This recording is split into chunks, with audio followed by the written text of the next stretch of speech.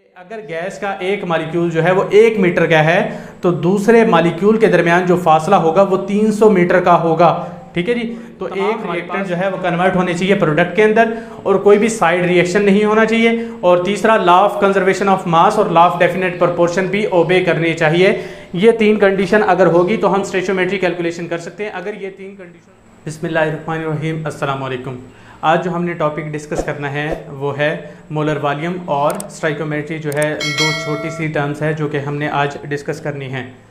तो हमने first year chemistry का सिलेबस स्टार्ट किया हुआ है और उसके अंदर हम फर्स्ट चैप्टर को बेसिक कॉन्सेप्ट्स को डिस्कस कर रहे हैं और उसका लेक्चर नंबर 13 जो है वो आज डिस्कस करना है। तो सबसे पहले हम मोलर वॉल्यूम को डिफ़ाइन करेंगे और उसको एक्सप्लेन करेंगे और फिर आगे हम स्टोइचियोमेट्री को देखेंगे। तो सबसे पहले मोलर वॉल्यूम को डिफ़ाइन कर लेते हैं और उसकी एग्जांपल को हम देखते हैं। तो स्टार्ट करते हैं जी।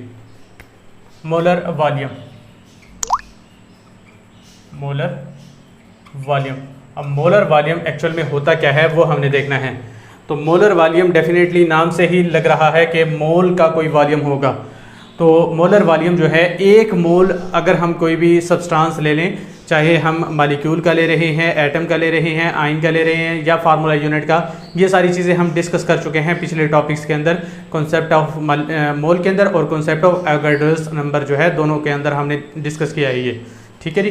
तो 1 मोल हम किसी भी सब्सटेंस का ले लेते हैं तो स्टैंडर्ड टेम्परेचर और प्रेशर पर उसका वॉल्यूम जो है वो कितना होता है, 22.414 डेसीमीटर क्यूब होता है और उसको हम 1 मोलर वॉल्यूम कहते हैं। ठीक है जी। तो हम इसको डिफाइन कर लेते हैं। क्या होगा मोलर वॉल्यूम के 1 mole of any substance, 1 mole of any substance, ठीक है जी, एट STP स्टैंडर्ड टेम्परेचर और प्रेशर पर उसका जो वॉल्यूम होता है वो कितना होता है, 22.414 डेसीमीटर क्यूब। अब 22.414 डेसीमीटर क्यूब जो है 1 मोल का वॉल्यूम होता है स्टैंडर्ड टेम्परेचर और प्रेशर पर। तो इसको ही हम क्या कहते हैं, मोलर वॉल्यूम कहते हैं। लेट्स से मैं कहता हूं कि हाइड्रोजन का मोलर वॉल्यूम जो है वो कैसे फाइंड आउट कर सकते हैं। तो डेफिनेटली हमने क्या करना है, पहले हाइड्रोजन को पता होना चाहिए कि 1 मोल कैसे बनाना है और वो हमें पता है कि अमाउंट जो है, जैसे उसका मॉलिक्यूलर मास हाइड्रोजन H2 है, उसका मॉलिक्यूलर मास 2 होता है तो उसको हमने ग्राम्स के अंदर ले लेना है। तो हाइड्रोजन का हम क्या ले देते हैं, 2.01 ग्राम जो है हम किस चीज़ का ले लेते हैं, H2 का। तो वो क्या कहलाएगा, 1 मोल ऑफ H2 कहलाएगा। और इसके अंदर जो पार्टिकल्स की तादाद होगी या मॉलिक्यूल्स की तादाद होगी वो कितनी होगी, 6.02 multiply by 10⁻23 molecules of H2 हो गए। और इसको ही हम इक्वल करेंगे किस चीज़ के, 22.414 डेसीमीटर क्यूब ऑफ H2। और इसी को हम क्या कहते हैं, मोलर वॉल्यूम कहते हैं, मोलर वॉल्यूम कहते हैं। एक और एग्जांपल अगर हम देखें, जैसे हमने H2 की देखी है, अब हम CH4 की देख लेते हैं।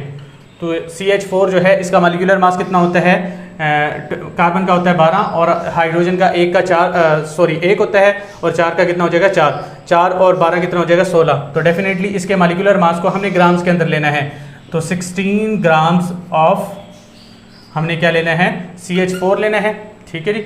16 ग्राम ऑफ CH4 इक्वल किस चीज़ के होगा, 1 मोल ऑफ CH4 हो जाएगा।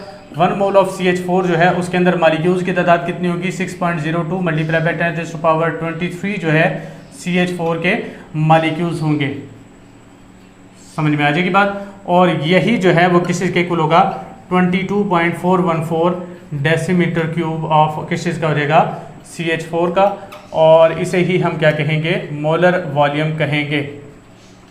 समझ में आ जाएगी बात। तो ये है हमारे पास मोलर वॉल्यूम की डेफिनेशन और उसका कॉन्सेप्ट जो कि हमने समझना है। और फिर उसके बाद एक कॉन्सेप्ट है मोलर वॉल्यूम के अंदर ही कि हम डिफरेंट गैसेस जो है वो लेते हैं और सारों का 1 मोल लेते हैं। जैसे कि हमारे पास अब इसी की मिसाल ले लेते हैं कि हाइड्रोजन है और मीथेन है, दोनों का हमने क्या लिया है, 1-1 मोल लिया है। और दोनों का 1-1 मोल जब लेते हैं तो उसके जो वॉल्यूम जो है वो क्या होता है, सेम होता है, और उसके अंदर नंबर ऑफ पार्टिकल्स की तादाद भी क्या रहती है, सेम रहती है। हालांकि अगर वॉल्यूम सेम है तो उसके अंदर पार्टिकल्स वैसे नहीं आने चाहिए, क्योंकि ये जो है मास के अंदर क्या है, ज़्यादा है। तो डेफिनेटली मास अगर ज़्यादा है तो इसका साइज भी क्या होगा, बड़ा होगा। तो दो चीज़ें जो है वो इसकी ज़्यादा हैं। क्या, कौन कौन सी चीज़ें इसकी ज़्यादा है? एक तो इसका मास ज़्यादा है, मास भी ज़्यादा है, और दूसरा क्या चीज़ ज़्यादा है, साइज भी इसका ज़्यादा है। तो मास और साइज अगर ज़्यादा है तो इसके पार्टिकल्स जो है वो ज़्यादा स्पेस ऑक्यूपाई करनी चाहिए और ज़्यादा जो है वज़न घेरना चाहिए, ठीक है जी। तो ज़्यादा अगर स्पेस ऑक्यूपाई करेंगी तो इसका वॉल्यूम ज़्यादा होना चाहिए। लेकिन होता क्या है, दोनों का जब हम एक मोल लेते हैं तो दोनों का वॉल्यूम कितना होता है, 22.414 डेसीमीटर क्यूब इसका होता है, और इसका भी कितना होता है, 22.414 डेसीमीटर क्यूब। हालांकि पार्टिकल्स दोनों के सेम हैं और इसके साइज़ बड़ा है तो इसके जो है डेफिनेटली स्पेस ज़्यादा ऑक्यूपाई करना चाहिए। लेकिन होता क्या है, मेन रीज़न यहाँ पर क्या बनती है, मास और साइज़ ज़्यादा होने के बावजूद वॉल्यूम सेम क्यों रहता है? क्योंकि गैस जो है उसके अंदर एम्प्टी स्पेसेस बहुत ज़्यादा होती है, ठीक है जी। गैस के अंदर क्या होती है, एम्प्टी स्पेसेस बहुत ज़्यादा होती है। तो इसलिए मास और साइज़ जो है खातिर खा जो है इसके अंदर अफेक्ट नहीं कर पाते। अब कितना साइज़ या एम्प्टी स्पेसेस जो है इसके अंदर मौजूद होती है कि अगर गैस का एक मालिक्यूल जो है वो 1 मीटर का है तो दूसरे मालिक्यूल के दरमियान जो फासला होगा वो 300 मीटर का होगा, ठीक है जी। तो एक हमारे पास मालिक्यूल है, उसका जो डायमीटर है वो कितना है, 1 मीटर। अब दूसरा जो मालिक्यूल होगा वो कहाँ पर मौजूद होगा, 300 मीटर फासले पर होगा। मतलब इतना ज़्यादा जो है इसके अंदर क्या आ गया है, गैप आ गया है। तो डेफिनेटली मास और साइज़ जो है वो इस पर ज़्यादा इफेक्ट नहीं करेंगे, क्योंकि जितना भी साइज़ हो जाए वो आसानी से अपनी स्पेस जो है वो ऑक्यूपाई कर सकता है, वो दूसरों को पीछे या ऊपर नहीं धकेलेगा, जिसकी वजह से साइज़ या जो वॉल्यूम है जो बढ़ना चाहिए, ठीक है जी।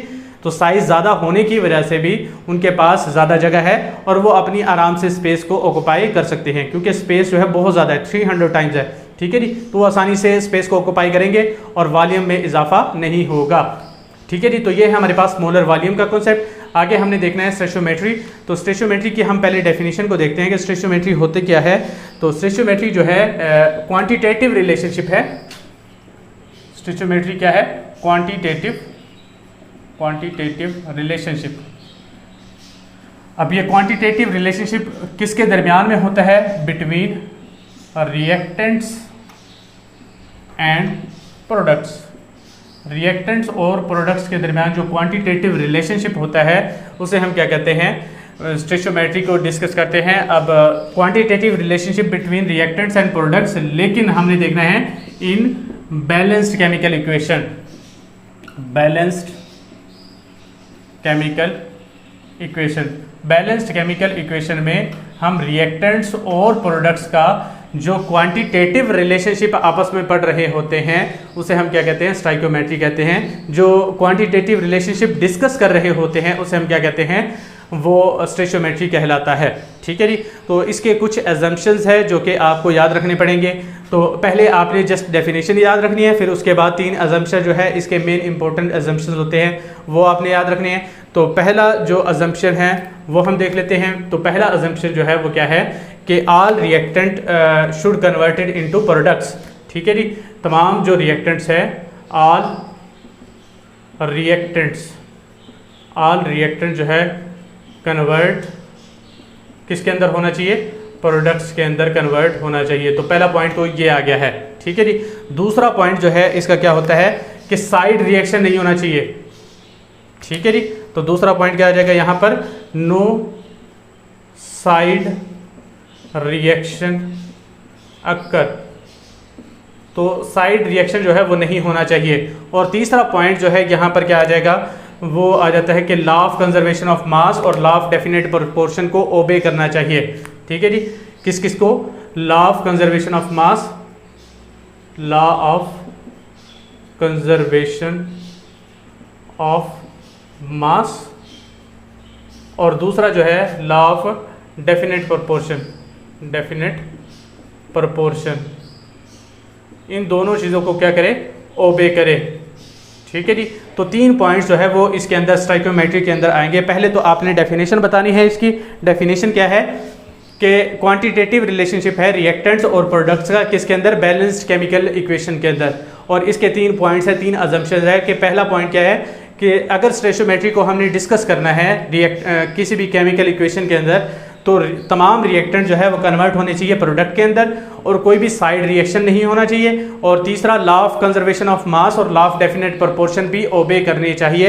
ये 3 कंडीशन अगर होगी तो हम स्टोइकियोमेट्री कैलकुलेशन कर सकते हैं। अगर ये 3 कंडीशन में से एक भी कंडीशन फुलफिल नहीं होती तो हम स्टोइकियोमेट्री कैलकुलेशन उसके अंदर नहीं कर सकते। अब इसके अंदर कुछ रिलेशनशिप होते हैं जो कि हमने डिस्कस कर रहे होते हैं। मास का रिलेशनशिप डिस्कस करना होता है, ठीक है जी। मास मोल का रिलेशनशिप डिस्कस करना होता है और मास वॉल्यूम का रिलेशनशिप हमने डिस्कस करना होता है। तो इसके अंदर होता क्या है, रिएक्टेंट या प्रोडक्ट के अंदर से एक चीज़ गिवन होती है मास, और प्रोडक्ट या रिएक्टेंट के अंदर दूसरी तरफ जो है हमने, लेट से मैं कहता हूँ कि रिएक्टेंट के अंदर मास मालूम है तो हम प्रोडक्ट के अंदर मास भी मालूम कर सकते हैं, वहाँ पर मोल भी मालूम कर सकते हैं और वहाँ पर वॉल्यूम भी मालूम कर सकते हैं। और अगर प्रोडक्ट के अंदर मास गिवन है तो हम रिएक्टेंट के अंदर हम क्या कर सकते हैं, वहाँ पर मास मालूम कर सकते हैं, वॉल्यूम या मोल तीनों चीज़ें जो है मालूम कर सकते हैं।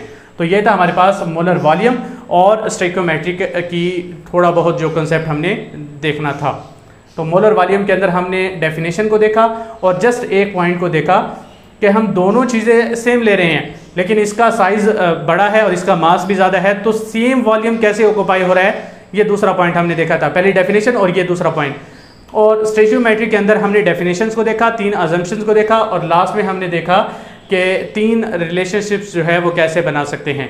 तो ये था हमारे पास केमिस्ट्री का हमने कौन सा लेक्चर देखा है, लेक्चर नंबर 13, ठीक है जी। नेक्स्ट जो है हमने देखना है लिमिटिंग रिएक्टेंट। तो मिलते हैं नेक्स्ट वीडियो के अंदर, तब तक के लिए अल्लाह हाफिज़।